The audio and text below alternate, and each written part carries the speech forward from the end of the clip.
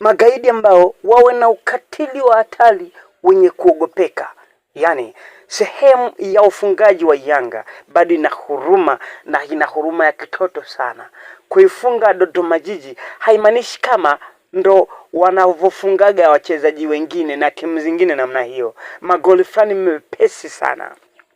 Timu kama National Al Ahly inatakiwa unapotaka kuifunga unaipiga kipigo sawa sawa, nafasi moja tu inabadilika kuwa goli, na sio nafasi 48. Nafasi hizo moja ndio imegongesha nguzo na hamna hata moja uliofunga.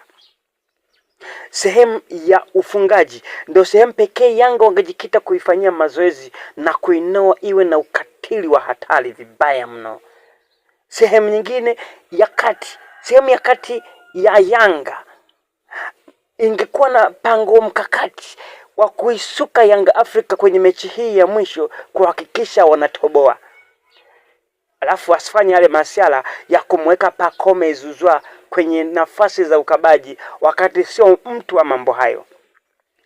Sehemu ya kulia inauza sasa. Sehemu ya kulia ya National Al Ahly ndo kuna gap huko, mtu kama akitengenezwa kupita National Al Ahly huko ndo waga napigiwa nyingi vibaya mno, maana ndo sehemu pana gap na ndo sehemu mbovu kuliko kawaida kwa National Al Ahly, ila huwa inafichwa na viungo wakati wanakuja kusaidia gap.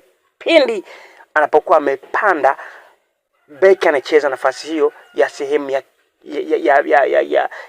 ya mkono wa kulia. Kwa hiyo Young Africa wanapaswa wawe magaidi, wawe wakatili, wajifunze ukatili fulani, umafia wa maamuzi. Mfano wa Simba alikufa, Simba Sports Club alikuwaga na maamuzi akiwa nyumbani, mpaka tukasema kwa Mkapa toka Gijitu, ila siku hizi pameshapatikana gap bwana da. Pila wa bongo.